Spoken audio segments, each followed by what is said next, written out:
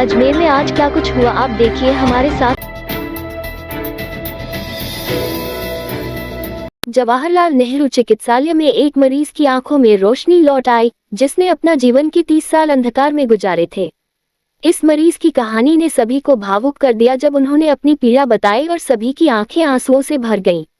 मरीज ने अपना जीवन अंधकार में गुजारने के बाद जब जवाहरलाल नेहरू चिकित्सालय के नेत्र रोग विभाग में पहुंचा, तो डॉक्टरों ने उनकी जांच की और उसे जटिलतम सर्जरी की और उनकी आंखों में रोशनी लौटा दी। इस सफल सर्जरी के बाद मरीज ने अपने परिजनों को पहली बार देखा और उनकी खुशी का ठिकाना नहीं था। विभागाध्यक्ष ने बताया कि यूवाइटिस के कारण उसकी दोनों आंखों में मोतियाबिंद की समस्या थी। कोई भी उसका ऑपरेशन करने का जोखिम नहीं उठाना चाहता था। डॉक्टर पोरवाल ने मेडिकल कॉलेज प्रधानाचार्य डॉक्टर अनिल सांवरिया एवं अधीक्षक डॉक्टर अरविंद खरे से ऑपरेशन की जटिलता को बताते हुए अनुमति ली। जवाहरलाल नेहरू चिकित्सालय के नेत्र रोग विभाग के डॉक्टरों ने चिकित्सालय की टीम ने मरीज की पीड़ा को समझा और उनकी सर्जरी के लिए पूरी तरह से तैयार हुई।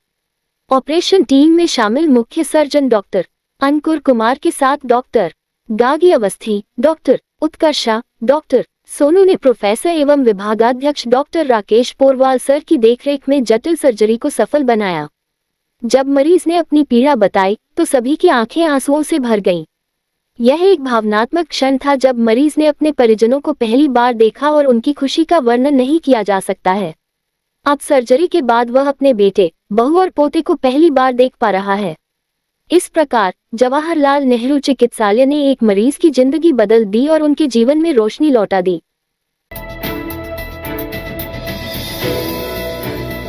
रक्षाबंधन के पावन पर्व पर शनिवार को अजमेर के केंद्रीय कारागृह में बंदियों को राखी बांधने के लिए सैकड़ों बहाने सुबह से ही कारागृह के बाहर जमा हो गई। उसके पश्चात जेल अधीक्षक आर अनंतेश्वर के निर्देश पर कारागृह के प्रहरियों ने सुबह 9 बजे से इन बहनों को अपने भाइयों की कलाई पर राखी बांधने का कार्यक्रम शुरू करवा दिया। बंदी भाइयों के लिए लाई गई मिठाइयां एवं अन्य वस्तुएं बहनों को जेल परिसर में नहीं ले जाने दिए गए, सिर्फ उन्हें राखी ले जाने की ही इजाजत थी, जबकि टीका करने के लिए रोली चावल एवं मुंह मीठा करने के लिए मिठाई एवं गुड़ की व्यवस्था जेल प्रशासन की ओर से की गई थी। ऐसा सुरक्षा के नजरिए से किया गया। जेल अधीक्षक अनंतेश्वर को भी कई बहनों ने राखियां बांधी और जेल में उनके बंदी भाइयों का उचित ख्याल रखने के लिए धन्यवाद भी अदा किया।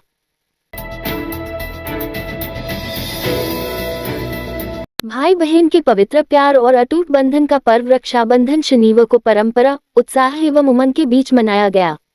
बहनों ने दोपहर बाद शुभ मुहूर्त में भाइयों की कलाई पर रक्षा सूत्र बांधा तो भाइयों ने उन्हें उपहार देते हुए रक्षा का वचन दिया। इस बार भद्रा नहीं होने के कारण पूरे दिन भर अलग अलग मुहूर्त में राखी बांधने का ये सिलसिला देर रात्रि तक चलता रहा। परंपरा के अनुसार घरों में श्रवण कुमार की पूजा अर्चना कर और भोग लगाकर उन्हें राखी बांधी गई।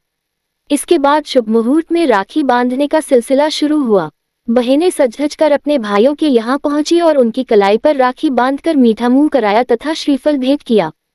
इस अवसर पर भाभियों एवं भतीजों की भी राखी बांधी गई। राखी का सबसे ज्यादा उत्साह बच्चों में नजर आया। छोटा भीम, चुटकी, स्पाइडरमैन, डोरेमोन सहित कई कार्टून किरदारों की राखियां बंधवा कर ये काफी खुश नजर आए। इस मौके पर घर में बने लजीज व्यंजनों का भी लुत्फ लिया गया। शाम को अधिकतर लोग परिवार सहित सिनेमाघरों में फिल्म देखने के लिए तो कई रमणीय और भ्रमणीय स्थलों पर घूमने के लिए निकले। इधर बहनों की व्यस्तता के कारण कई भाई राखी बंधवाने के लिए उनके घर भी पहुंचे। दिन भर सोशल मीडिया पर भी राखी के शुभ संदेश चलते रहे।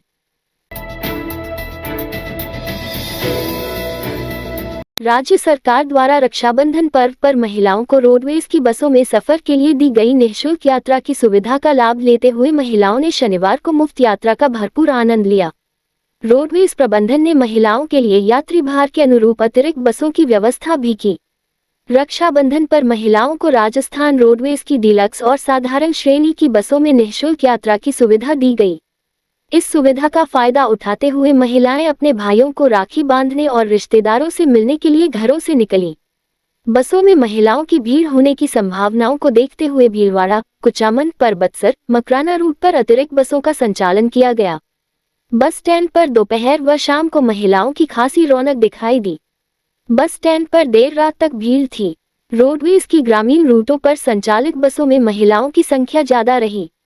अधिकतर महिलाओं ने आसपास के शहरों व गांव से अपने पीहर अथवा रिश्तेदारों से मिलने के लिए रोडवेज बसों में सफर किया।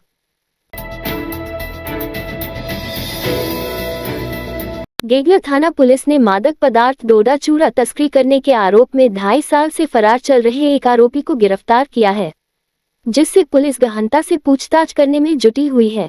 थानाधिकारी सुमन चौधरी ने बताया कि गिरफ्तार आरोपी भटिंडा पंजाब निवासी कुलवंत सिंह है, जिसके खिलाफ मादक पदार्थ डोडा पोस्ट चूरा तस्करी करने के आरोप में वर्ष 2023 में गेगला थाने में प्रकरण दर्ज हुआ है। आरोपी तब से ही फरार चल रहा था, जिसकी पुलिस टीम तलाश कर रही थी। वह अलग अलग शहरों में रहकर फरारी काट रहा था, जिसे अब तकनीकी जांच व मुखबिर की सूचना पर दबोच लिया गया है। इस रात की सुबह नहीं होती जब तक हाथ में उसकी गर्माहट नहीं होती। चाय का प्याला, अखबार साथ पुराना है, मिट्टी से जोड़ता है। खबरों की खुशबू से सारा घर महकता है। हर रंग में ढला कहानियों से किस्सों तक ले जाता है बेरोक टोक। देश के हर हिस्से तक ये हकीकत का आईना है, ख्वाबों को सच करके दिखाता है। दैनिक नवज्योति, आपके लिए, आपके साथ।